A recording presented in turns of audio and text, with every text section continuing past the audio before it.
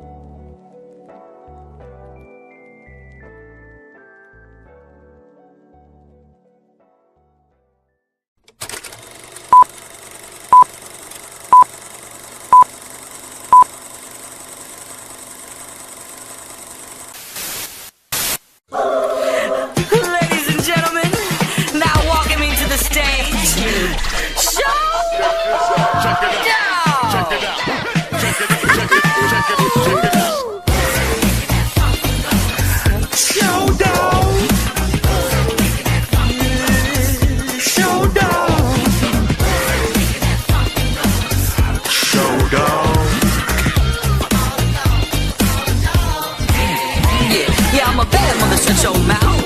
Yeah, the name is Showdawg Brown. Yeah, I get down. The ladies love the way I howl.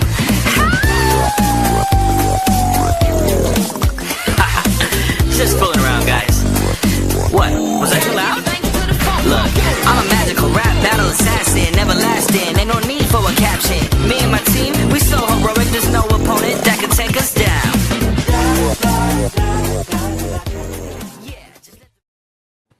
Welcome to the day after Christmas Superfan Addicts podcast.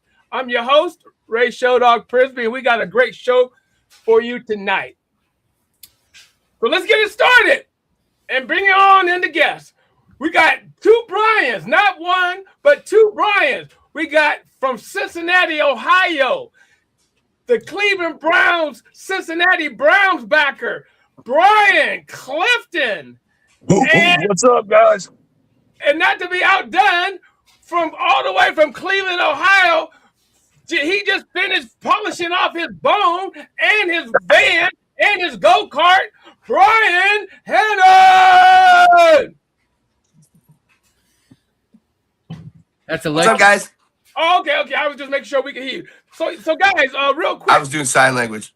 How was you guys' Christmas? Brian Hannon, you go first. How was your Christmas? It was terrific, man. It was awesome. It got everything I wanted except for one thing. What's that? A new coach. We'll get into that in a minute. Hey, Brian Clifton. It seems like you're driving somewhere. First of all, only thing I want to know, you got enough gas in that rust bucket you got down there? If not, somebody's pushing. Oh, okay. How was your Christmas, buddy? My Christmas was amazing. I got to spend time with all 3 grandkids and hang out with everybody, and life was good. Okay. Wait a minute, hold on. We're forgetting somebody. Oh. Cody, how was your Christmas, buddy? I would say it goes down as a top Christmas of all time. I got to spend the day with some family, and my beautiful now fiance Emma said yes. We got engaged last night late when I got home, so feeling pretty great about that one. Yes. Congratulations. Cody, congratulations. That's awesome. Love it. Love to hear that. All right, so hey, let's get the show started right now. Go ahead, Cody, take us away. All right, let's do it. Off another loss. What do we have to celebrate as Cleveland Browns fans? Well, at least we have Myles Garrett. That's what I keep saying every Sunday. The losses don't bother me anymore because at least we have Myles Garrett. So at least we got Myles Garrett. The Pittsburgh fans online are hanging hard on the fact that TJ played, I think it was 14 and a half or 15 games when he tied the sack record. That's their calling call. Well, even if Myles breaks it, it's in more games. Well, it turns out, even though Myles has played less games, TJ faced almost 200 more pass plays because people can just run the ball against us because they're always beating us. Absolutely. So it's a pretty big disadvantage for Myles, and I think even if he breaks it, I don't think the number of games played is as big of a deal as maybe some people think. Brian Hannon, what do you think about it? Personally, I think that records were made to be broken, and it shouldn't matter how many games you do it. I feel that Myles is probably going to put 2 or 3 more on that record. So I think that'll equal out the games played. Yeah, for sure. And I will say, I think I previously said that I worried because Myles doesn't play well against Pittsburgh. Turns out I was completely wrong. He has like 6 sacks in his last 4 games against them. I was wrong on that. The other Brian, what do you think?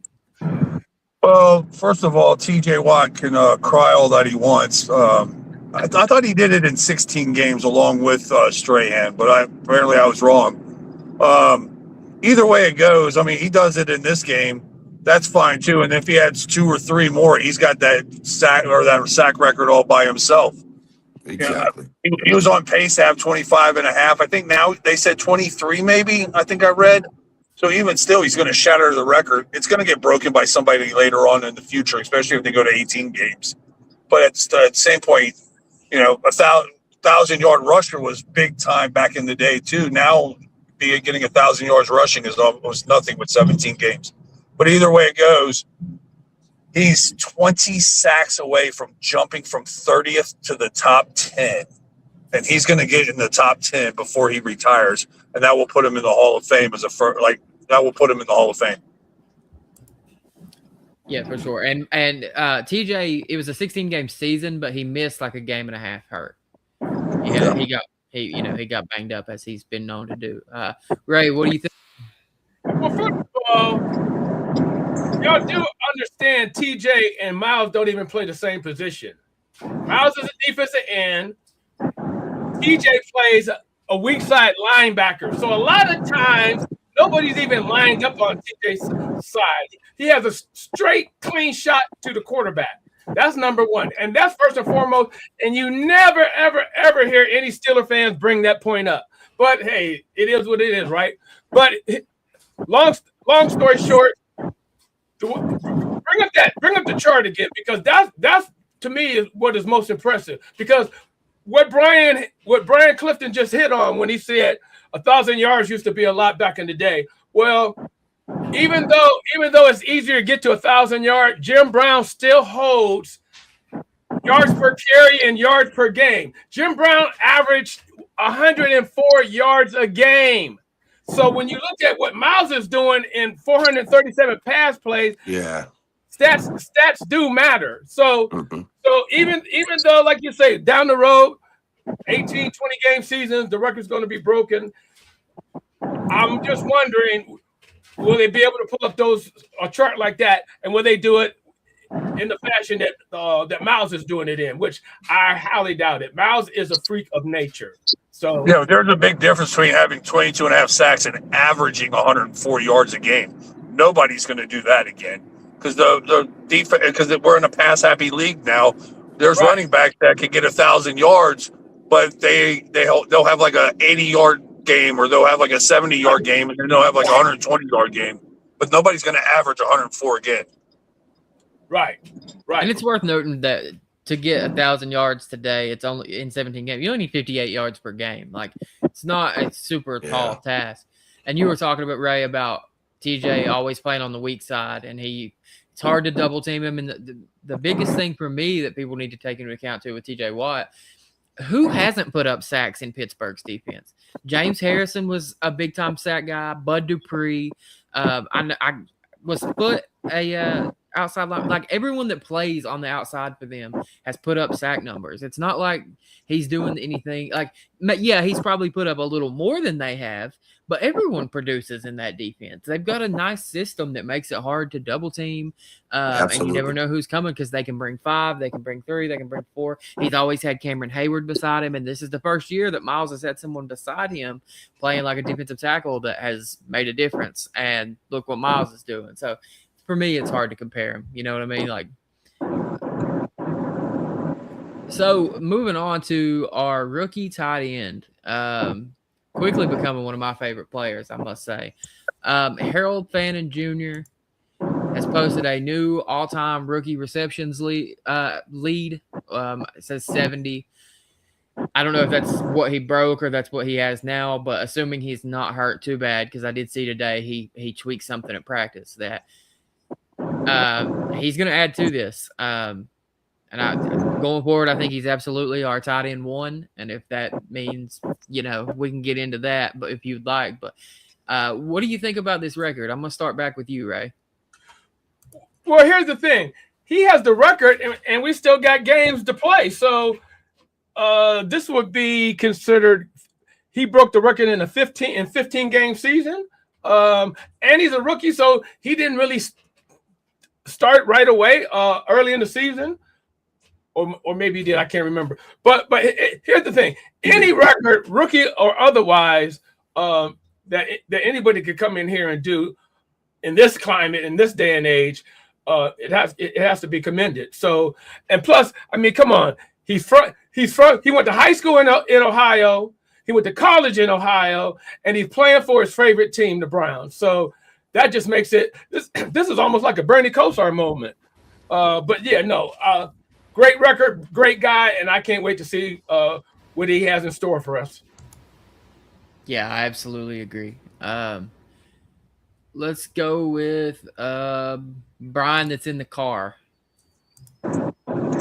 Gotcha. Yeah, I'm happy with the record, but I'm actually happy with the way that he's produced and he's turned out. I love Njoku, but that puts pressure on the organization with Njoku coming up because he's producing. He's getting open. He's doing the things that he can do. So, I mean, it's a great problem to have. So I'm good. I'm good with the record. I like the record. He's just going to add on to it. Hopefully it's not bad. I read today it's a groin injury and he's day to day. They'll see this weekend how he responds and it's a game time decision. That's what I read today. Hopefully he'll be okay. He can just add to that record. For sure. Brian Hannum. Yeah, I liked how he stayed solid through 3 different QBs this season and got the record. It's kind of hard when you got different views coming at you, the ball thrown at you and stuff like that. So I think he's a great, solid player for a long time to come. Well, the one thing that jumps out to me too, we drafted Njoku in the first round. This is the type of production that we were expecting from Njoku when we drafted him. Yep. And then here we take a guy in the fourth round or whatever, and he's giving us first round. He's giving us first round production. So to me, it's a delayed trade off. And Joku can, I mean, yeah. And wait a minute, and Joku is saying all the right things now because acting like he wants to stay. Yeah, I don't think so. I don't. Little heat. Yeah, and so the thing for me with Fannin is he's also had quite a few drops, and a lot of his stuff has come from he catches the ball and then he turns into a fullback. Really, he plays like it's 1985 and he's lined up at fullback. Like he's a run after catch guy. I mean, just really fun to watch. And to piggyback off that for just a second, Ray, right now, if the off season's going on, what are you doing with Njoku? I mean, unless he can come back at a favorable contract, but if he's trying to get paid, then he's gonna get paid somewhere else. Yeah, and it's worth noting that he has played this entire year while looking pregnant. I don't know what he had going on this offseason, but from like the second game, my buddy was like, I think Njoku is pregnant. Brian Hannum, what are you doing with Njoku? Bye. See you later. I mean, it's obvious, Great Lakes got to him, man. He's thinking, he does got that little bell going. I don't know. Clifton, what do you think? What are you doing with Njoku? If he comes back at a favorable contract, I'm keeping him here. But because he's not like I hate getting rid of Chubb, but I understood getting rid of Chubb, and we see why now. Like he's not producing in Texans like we thought he would.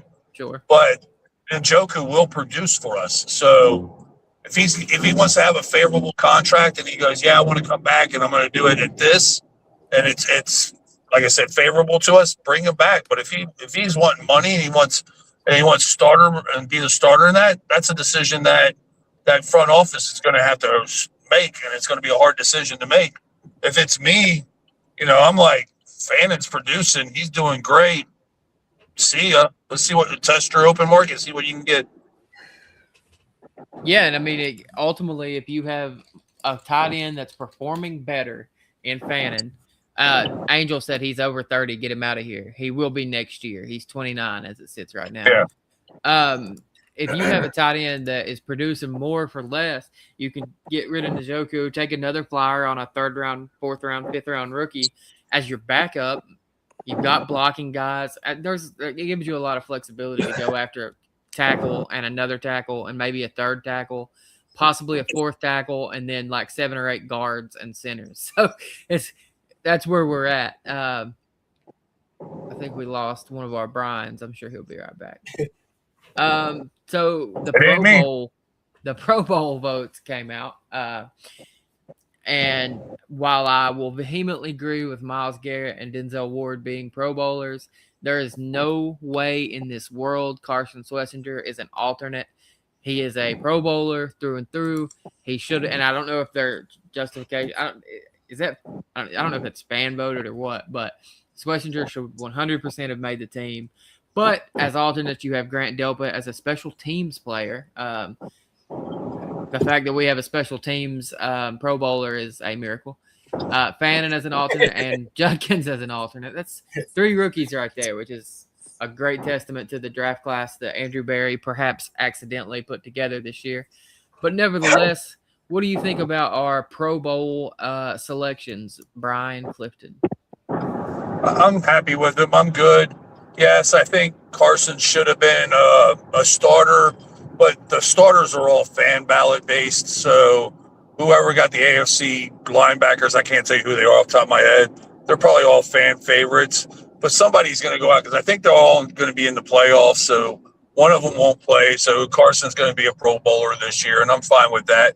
And really, what does the Pro Bowl mean anymore? It's flag football and like everything else. It's not a game anymore. So it's basically being on an all-pro team now. You're not really playing; you're just a Pro Bowler. Yeah, no, 100%. Ray, what do you think? Hey, I'm just glad Shador didn't make the Pro Bowl because that would have been that would have been a mess. I know that he at one point he was garnering a lot of votes, fan votes. But yeah, it's like Brian said. They should do the Pro Bowl like they do All Pro. It's an acknowledgement. You made All Pro. You're acknowledged, and you keep it moving, because I don't know what it is that they're doing at the Pro Bowl now. Like, it's not even flag. It's not even flag football, because the linemen, they just basically, when the ball is snapped, they stand up, and it's almost like they're just holding each other. Nobody's rushing, and it's just, they might as well. Why don't they should just do something like the halftime of the NBA All-Star. They should do something like that, like have a 3-pointer. Oh, wait a minute, they're already doing that. Never mind, scratch that. Yeah, I mean, it's a joke anymore. But I'm glad that our rookies were acknowledged. I'll say that, and I'm glad Showdawg did not make it, because that would have been just too ridiculous. So if you're saying standing up and not doing anything like the offensive line, you just described our offensive line right now. No. Because our offensive line, here's the difference. Our offensive line, they stand up and then they move to the side like they're a bullfighter, and let me run right past. See, Ole. Exactly. Big difference. Brian Hannum, what do you think about our Pro Bowlers? What's that? I didn't hear you. My phone's all messed up, guys. I'm so sorry. I'm trying to fix it. Can you hear me? Question again. Yeah. Ask me again. What do you think about our Pro Bowlers and our Pro Bowl alternates selections? Hey, just win football games in the regular season. I really don't care about the Pro Bowl at all. No, I don't think anyone really does. I mean, to be honest with you, Pro Bowl, okay, yeah, the accolades are cool and everything like that. I think it's great. Miles made it. I think Petonio's great, all that. But I don't know. I'd rather win games than talk about Pro Bowls. Oh, Petonio didn't make it this year. No. Oh, he didn't make it? No. Ah, that's rotten. Can you see the screen? Miles and Denzel. Oh, I can see it now. I don't even think Betonio's an alternate, is he? No. Nope. Really? That's crazy to me. That's just nuts. Yeah, That's nuts. Betonio's name's not on there. Come on. I'm not sure that I think that he will be back next year at this point. I think Well, here's the thing. Here's what we have to ask ourselves: is he having a Pro Bowl year? And if you're your whole line can make you look bad. You're right. Right. Exactly. And that line is woo. Well, yeah, it's an open door, man. Everywhere. Well, let me ask you guys this: where would you think he would rank amongst guards in the NFL in PFF grades? Because I've got them pulled up right now. So, what are you thinking? Top 5, top 10, top 15, top 20, top 30? Where do you have Joel Bitonio? I'll go top 10. About you, Ray? No, I don't think. You're talking about just this year only, right? Just this year only, yes, sir. Oh, this year only. I'm going 15. Top 15. Yeah, I don't think he would be in the top 10. I would think it would be top 15 or something even lower. I thought it was career. I'm sorry. Watch him be in the top 5 after I said that. No, he's number 20. Right. Really? He's what? 20. He's number 20, and the big reason why is he has a really bad run blocking grade this year. When it comes to run blocking, that's awful. I can't give you an exact number, but he's behind Jackson Powers Johnson, who I know the Raiders benched, and Powers Johnson is a better run blocker. It's not been a great year for Bitonio, and now he's still 1, 2, 3, 4, 5, 6, 7. He's still the 8th ranked pass blocking guard, but he's having a really bad year amongst the run blockers. So that's the discrepancy. So. Not to change the subject, but Well, did you guys hear? Go ahead. I was just saying, in his defense, though, he hasn't had a very good line this year to even mess with. Everybody's been injured. They're on third stringers. Cam Robinson, he looks like a revolving door that just stands there and watches people. So, I mean, I think he's suffering because the line is suffering this year. I don't think he's doing it bad because he's having a bad year. I just think that the line is just absolute garbage. And, Teller's out. Conklin, I think we're paying his kids college because that guy doesn't play at all. Posick, was it Posick that got injured? Who's out for the year? Ethan Posick, and then Weipler took his spot. Yeah.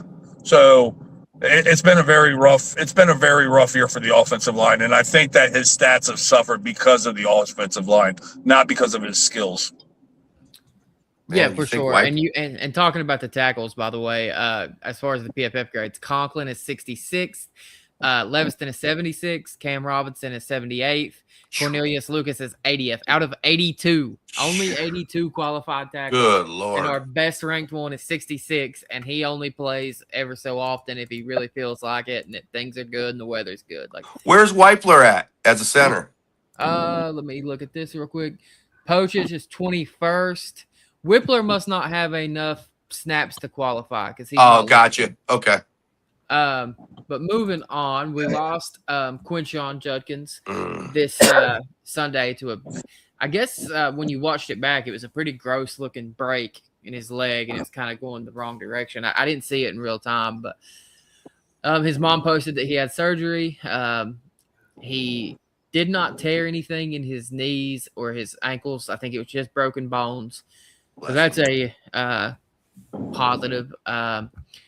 What do you think about Quinshon's injury? Let's start with Brian Hannum. I think it could have been way worse. Thank God for no ligaments torn, nothing like that.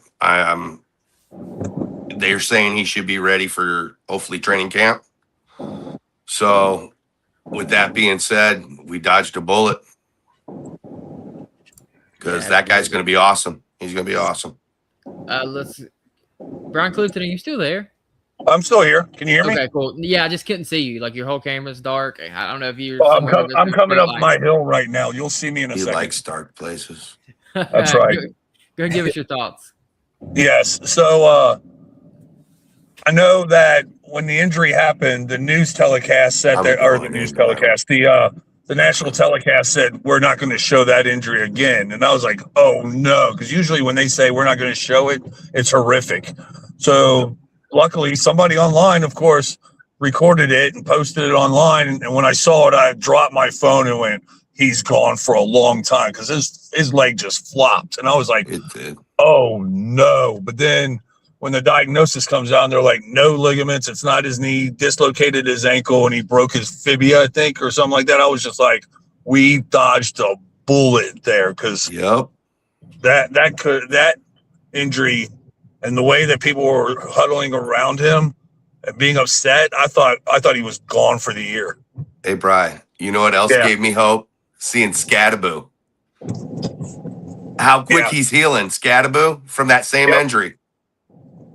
I mean, Scattaboo's all over the place right now. It's walking and everything. And that, that's how long that's been, guys? 2 months? Yeah. Ray, what do you think? Well, I think it was a silver lining, and here's why.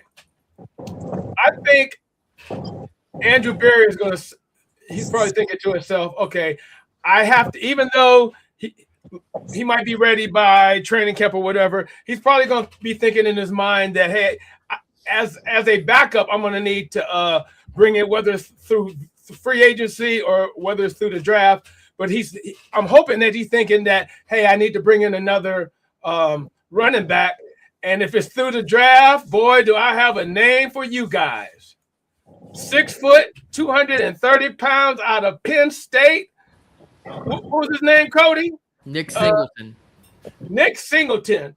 I mean, John Carter. If this guy isn't the second coming of Nick Chubb, I don't know who is. I mean, and wait a minute, and he's fast. He runs in the 4.3 running back. He's a 4.3 guy, 6 foot, 230. If that ain't Nick Chubb, I don't know who it is. So I'm hoping that they panic. There's a little panic in the front office because Quinshon got hurt, and I'm hoping that's the guy because I know Dustin thought that Gentry was a generational running back, but this kid out of Penn State, I think he would look really good in the orange and brown in that running back room. So let me pose another quick question for you. We talked a little bit last week about Quinshon's yards per carry kept going down. We'll talk a little bit about it later, but backups came in, and I thought they looked pretty good. I think he got home and it's disconnected. I'm sure he'll pop right back up. But our running backs pop back up, and they look pretty good. Can't hear you guys. So, you can't hear us? Who, Brian or me? Yeah, I think Brian said he can't hear us. Anyway. Sorry about that, guys. Anyway. Something in my house apparently didn't catch my Wi-Fi in time. So going back to – I'm going to merge two topics right here, Ray. So our running backs came in, and they looked pretty good, I thought. Brian, all I can hear is you, man. Tell him to exit out and come back in, Brian. Who, me? Yeah, tell the other Brian. I can't hear them. He said he can't hear us. Tell him to exit out and come back in. Brian, exit out and come back in. So anyway. Exit out and come back in? The talk was about the O-line. How you do that? Here, I'll do it for you. The talk was about the O-line when Quinshon's yards per carry was struggling. And then Travion comes in, and I'm not the best at math in the world, but that looks to be around 4 yards a carry, and that's about close to 4 for Sanders. Is there any part of you that gave a little more credence to, okay, maybe Judkins isn't as good as we thought, or when Sanders and Williams came in and were having success, or did you think that's just coincidence because maybe they backed off knowing we didn't have a running back? What are your thoughts on that, Ray? Well, first of all, fresh legs. Fresh legs always trumps them tired guys in the trenches. And, that was what, third quarter they came in, whatever it was. I'm sure the defense was a little winded by that time. And again, like I said, fresh legs, and them cats was hitting the hole. So I think it's a combination of all three. They came in running like their hair was on fire. They had fresh legs, and the defense was probably a little tired. So you add all that up, and that's how you got the results that we got. Sure. Brian Clifton, do you have any thoughts on just not only just the possible, I raised the possibility like, hey, does this worry you about Judkins a little bit? But just the performance for Rocket and Trey in general. I thought they came in and did an outstanding job given the circumstance that they were given. No, I don't think that I have any worry about Judkins. I think with Sampson there, I don't think that they use him right enough. He's flashy. He's quick out of the backfield. It's a good problem to have. They did a really good job on Sunday coming in and filling in. I like that Sanders guy. Yeah, I completely agree with that. And Ray, did you want to talk a little bit about the coaching staff and the note you put on your outline here about Rocket and Sampson? No, not. I mean, I just put up topics that that might be interesting for us to talk about. So, you had in your parenthesis here, you said you're done with the coaching staff. Oh, well, yeah. I mean, I've been done with the coaching staff. Brian Hannum, what do you think? Coaching staff? Well, no, we were talking about how Williams and Sanders came in, and my kind of question was, we talked a little bit last week about Judkins' yards per carry being so far down.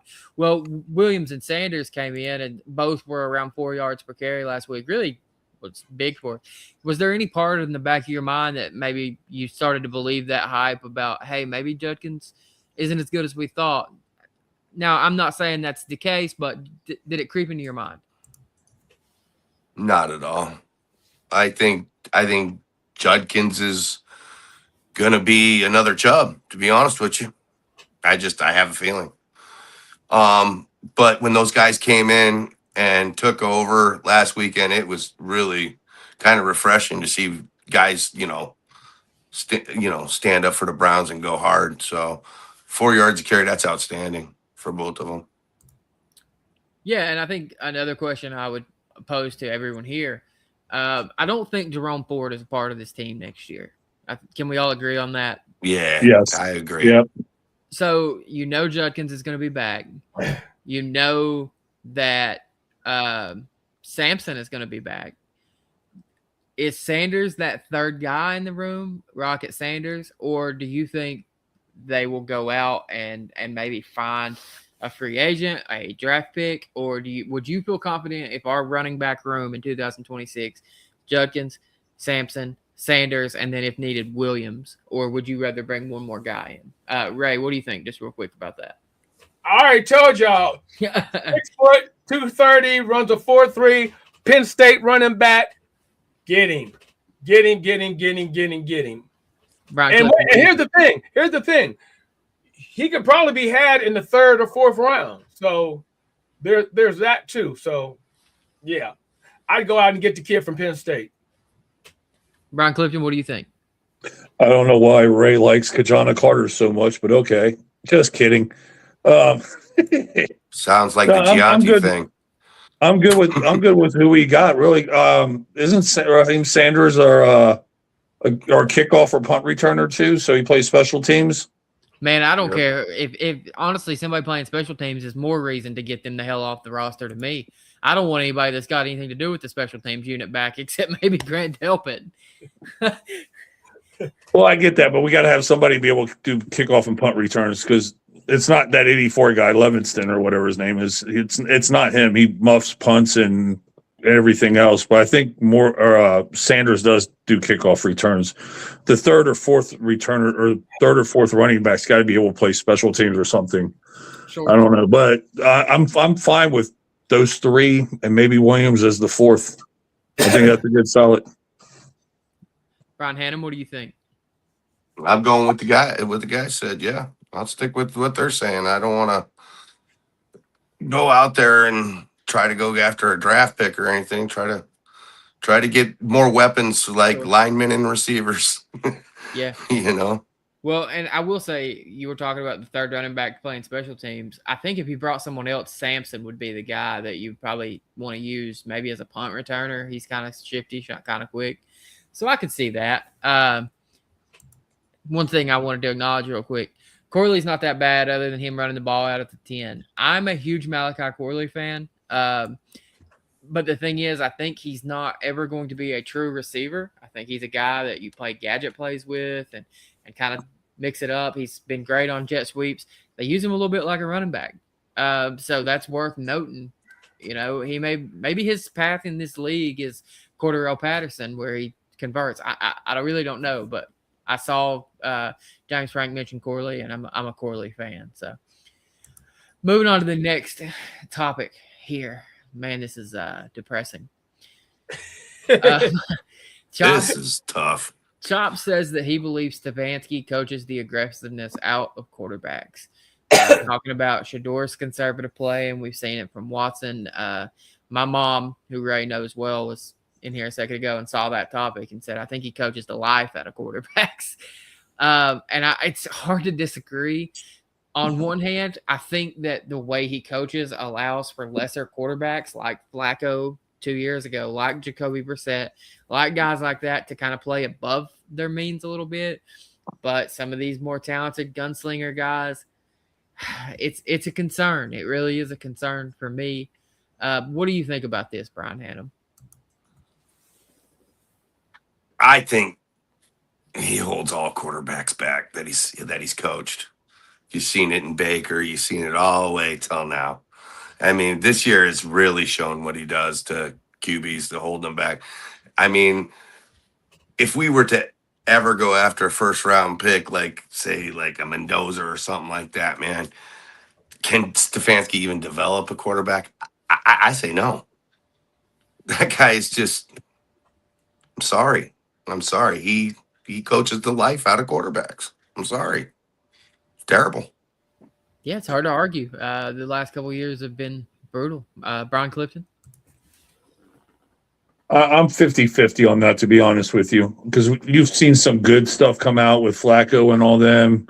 You've seen some good stuff, but then you've seen bad stuff. I think a lot of it is the picking too, because I mean, we're talking about Barry that picked DTR and Kaiser and a lot of these quarterbacks that don't have what it takes. Now we have a quarterback that has what it takes, or at least I feel can show us what it takes, but they've got to get him something around him. We've never had a true number one wide receiver, and I've felt that since Josh Gordon. We have never had a true number one wide receiver. I like to do what we talked about in another podcast in the past, where we brought up like what Detroit did and just start going after the wide receivers in the first round until we click one and we get our Calvin Johnson. We try our people, because right now we don't have our number one was Denver's slot receiver, and he drops passes like it's nothing. So let's see what he can do when he gets an offensive line and he gets like weapons to throw to before I'll make that assessment on Stefanski. But I think if he comes back next year is his last year, because if he doesn't get it done, he doesn't get it done. Yeah, I agree. Ray, what do you think? Well, here's the thing. I don't think he coaches the life out of them. I think that he only has one style of coaching, and if the quarterback fits into it or not, it doesn't matter. And Baker Mayfield, when Baker was here and Baker had that shoulder and the sore whatever, and his game plan should have, and his game, okay, when Baker was hurt, he was still having long developing plays. Did it seem like it was just getting Baker either killed or he couldn't make the plays, those long pass plays because of the injury. So, and I mean, and with Shador and with a lot of the quarterbacks, he doesn't play to his quarterback strength. He plays to his system. And as long as you have a coach that's not willing to play to your strength, somebody brought up Flacco. You know why Flacco succeeded in his system? Because Flacco was already a veteran and it didn't matter. He was developed, you're right. Flacco was already going to be Flacco. Yep. So he didn't have to come in. Yeah, he was developed. Right. But as far as developing, no. When Lamar Jackson came in, what did they do? The whole Baltimore coaching staff went to Louisville to get his playbook because we know what your strengths are. So they devised a scheme and a system to play to Lamar's strength. Stefanski doesn't do that. He doesn't play to his players. He just and I think what the problem is, he wants to show everybody that he's an offensive coordinator, because if you remember, before we got him, he had only been an offensive coordinator 1 year. He was a quarterback coach, offensive coordinator 1 year, and then presto changeo, he became our head coach. No, he's never called plays. He's never really called plays, and it shows. Situational play calling.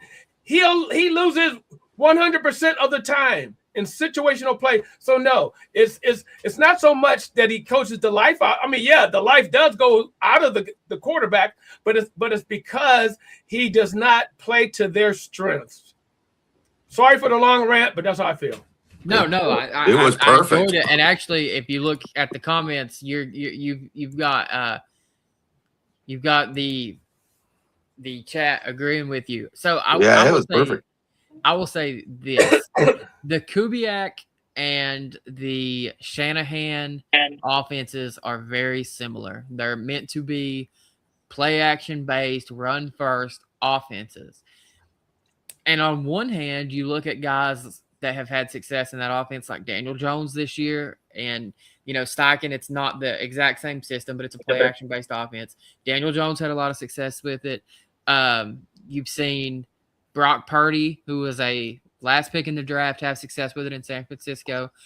But it's not to say that an aggressive gunslinger type quarterback can't run it, because Matt Stafford won a Super Bowl 4 years ago running it, and may possibly be right in the thick of the MVP race right now.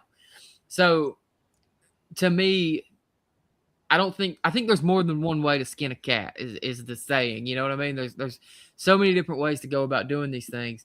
And I think that, like Ray is saying, we're trying to do it one way. It's got to be, hey, you got to be here and you got to check the ball down. And he said Gabriel was the supercomputer perfect for his offense or whatever. And all Gabriel has shown us that he can do is check the ball down and play safe.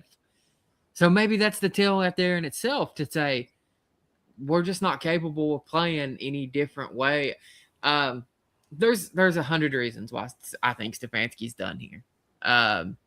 The number one is the complete lack of discipline that we show every single week with stupid penalties and things like that. But at this point, when your calling card is being an offensive guy and that gets the most out of quarterbacks, and Watson and Gabriel and Flacco Part 2 and all these guys are just not flourishing under you, at some point, as the offensive guy, your head has to be the one that rolls. Do I think it happens at the end of this season? I'm not sure. Do I think it should happen at the end of the season? Yes, I'm kind of in the mindset. I think we should get a defensive-minded head coach. Say, you coordinate this defense, and you're going to be able to get a hotshot, young offensive coordinator to come in and say, look, you're going to have the defense. I need you to come in, run me a good offense, and you're guaranteed a head coaching job after this. All you have to do is run a good offense. To me, that's the ticket. But who knows? I'm going to skip a little bit ahead, and we're going to come back to our mock drafts that we talked about, Ray. Let's go to college for just a moment. Michigan made their hire today. They picked up Kyle Whittingham. He's been the head coach at Utah since Urban Meyer left there in 2004. He was hand-selected by Urban.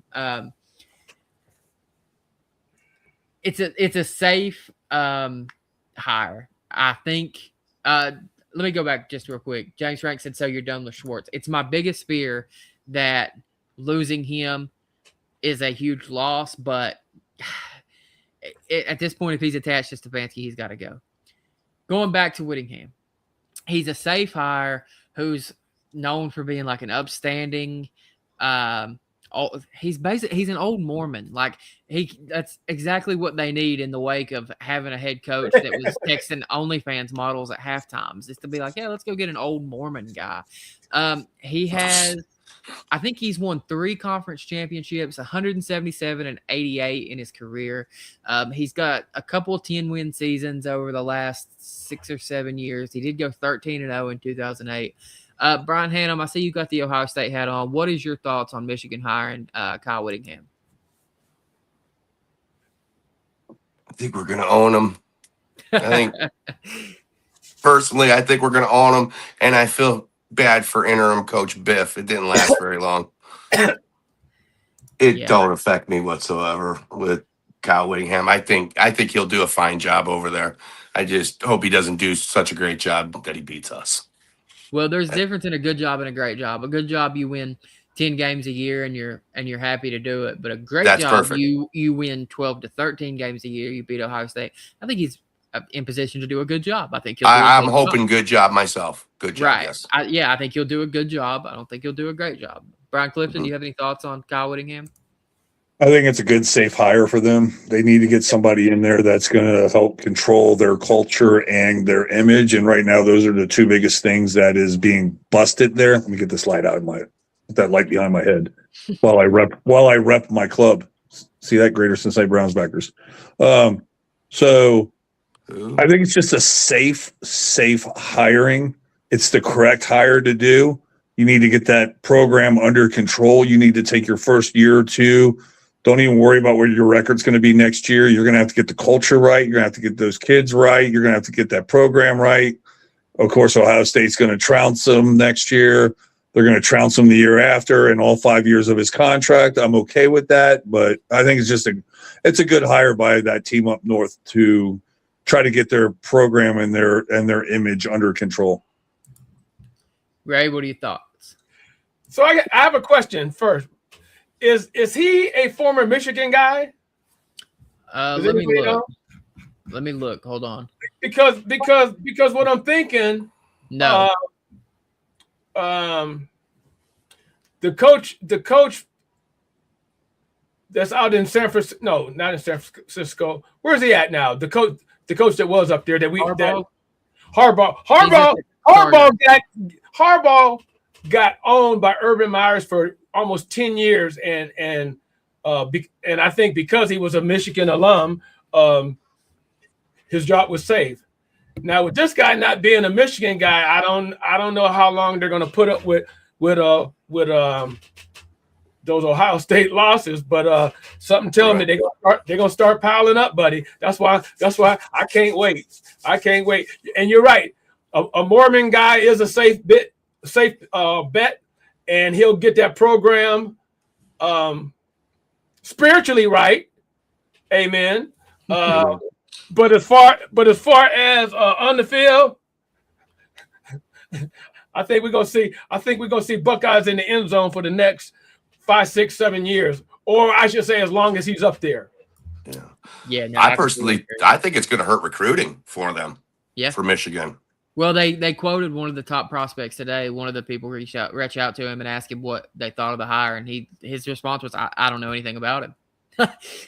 Yeah, it's going to hurt recruiting for sure. He's been at the University of Utah since '94. 31 years that he's been there, and he was at Idaho State before that. He's never been a coach outside of the state of Utah or Idaho. What's his biggest wins? I mean, does he have any championships? I mean, he has. Yeah, he won. Wait, he won the Roulette Bowl. In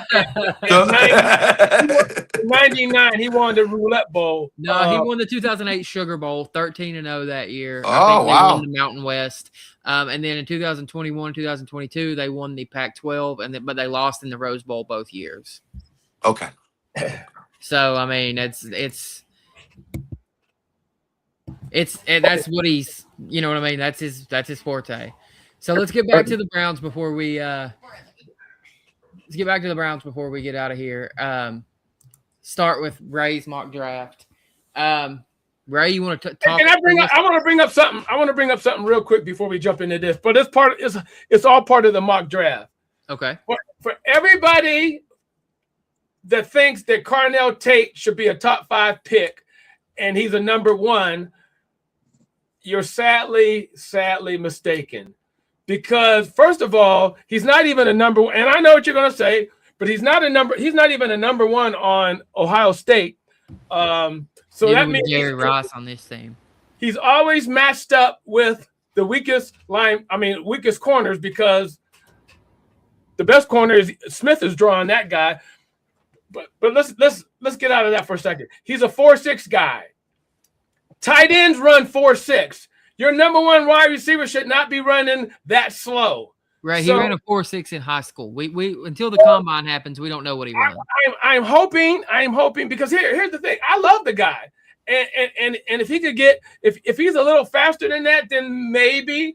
But I just remember when Detroit picked wide receivers, and they were the number 1 overall pick for like 2 or 3 years in a row, and those guys were bums. So. Yeah, I just all I'm saying is tread carefully with the Carnell Tate pick. That's all I'm saying. All right, tell us a little bit about your mock draft right here. So for me, and anybody can do this themselves. Just go on draft rankings, and you can and they let you do trades and everything. So for me, because I was going heavy on wide receivers and offensive linemen. I was able to trade down and still get the number 1 tight end. I'm sorry, the number 1 offensive tackle out of Miami. So I just went heavy offensive line. None of the top wide receivers really because I mean your top guy, the number 1 wide receiver coming out, he has injury problems. So who wants to deal with that? So I thought it was Jacoby Lane was a safe pick because 6'4" guy, 4'5" guy, 50-50 guy. Now the kid out of Elijah, the kid out of Indiana, big fan. They call him his nick. Does anybody know his nickname? Anybody? Good. They call him Waffle House Because he's always open. So I went with him. And then, as you can see, I loaded up on linemen, but at pick number 104, Nicholas Singleton was Nick Chubb, the reincarnation, was sitting there at 104, so I had to snatch him up. I love the kid at 142. Now this guy, I can't pronounce his name. He's African. He didn't even play high school ball, but he's like 6'5", 340. And he's a road grader. So that late of a pick, I figured, okay, yeah, let's take a freaking wall. Exactly. I like bringing in another young tight end because I don't think we're going to hold on to Njoku.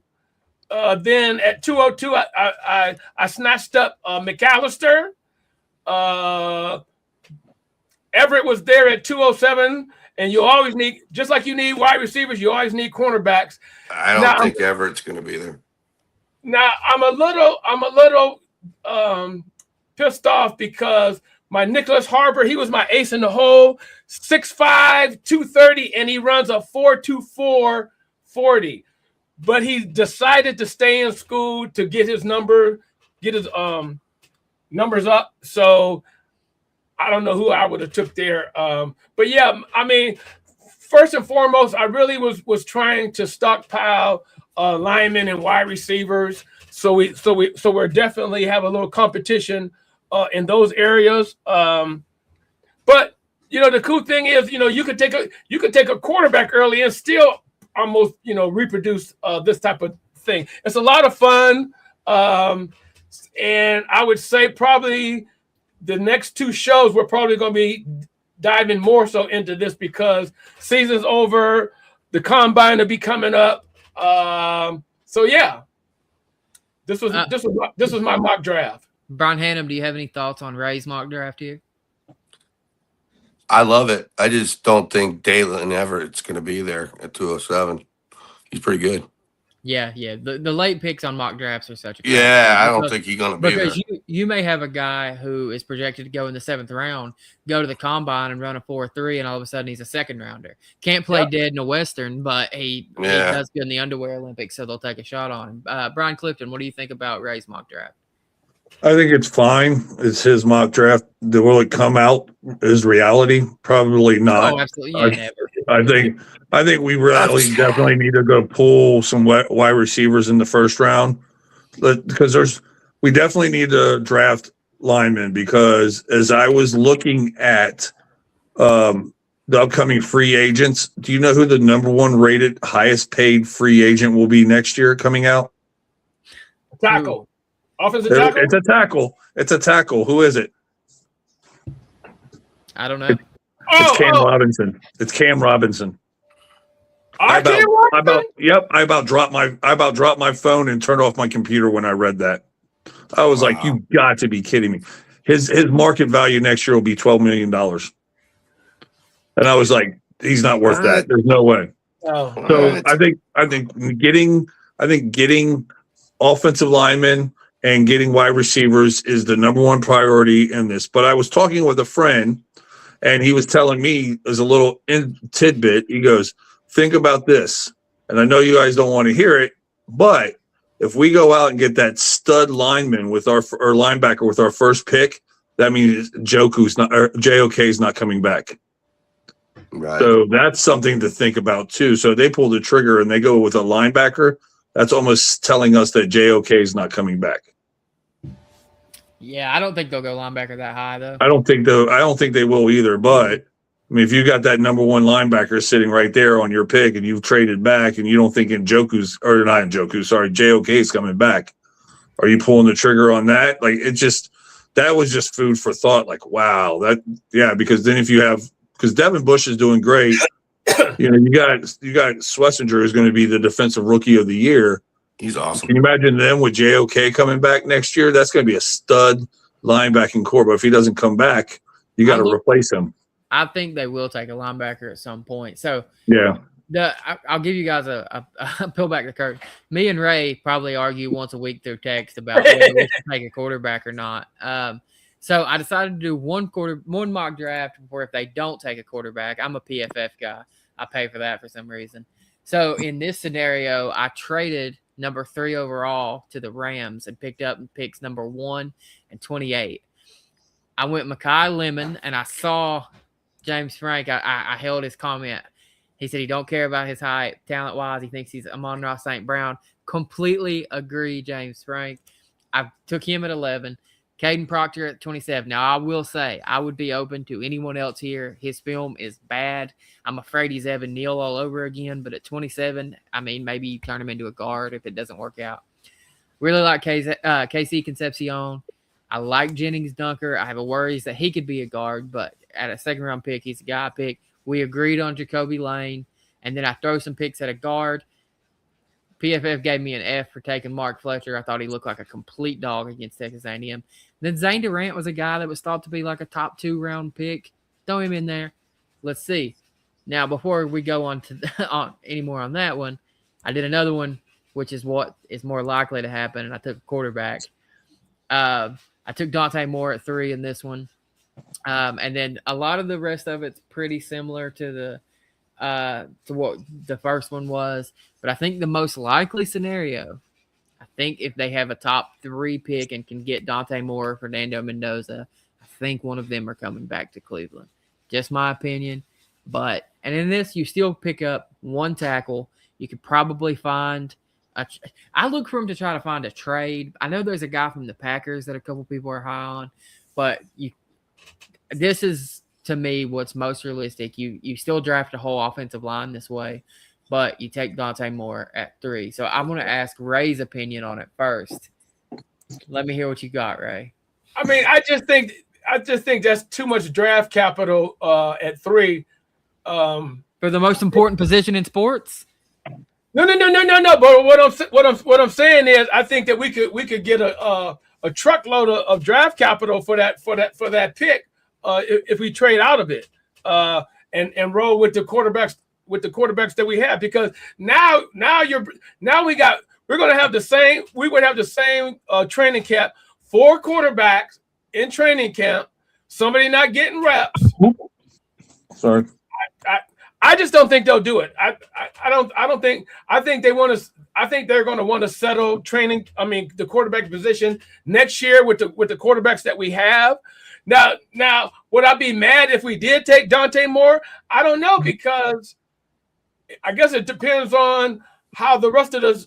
Because here's the thing: as long as we can fix our glaring problems, the offensive line and wide receivers. To me, first and foremost, that's what needs to happen. So yeah, this is a great draft to fix those problems, and we still have free agency, so we're probably gonna shore up some of those other positions as well too. The only thing, your defensive coordinator is not gonna like you. If you make a draft like this, you might potentially have 2 big draft picks on defense, JOK and Martin Emerson Jr. Right. So, but here's the thing for me. You said the 4 quarterbacks. I don't think Dylan Gabriel or Shador Sanders will both be here next year. I don't know what that means. I don't think they'll both be here next year. I don't know how. Deshaun Watson will never play again for us. So, ultimately, I don't worry too much about the 4 quarterbacks thing. I really don't. But that's... To me, I think I would go into next year with maybe Sanders and Moore, really, and then maybe a 3rd string of Bailey Zappi or some, you know what I mean? But James Frank liked my first draft, picking up 2 receivers, 2 tackles, well, 3 receivers, 3 tackles. So there's again 1,000 ways to skin a cat, and ultimately whoever is in charge is going to have some big decisions to make. But I think crazier things that can happen than us turning it around in a year. All it takes is the right quarterback and the right weapons and the right coach, and surely we're going to get it right eventually, right?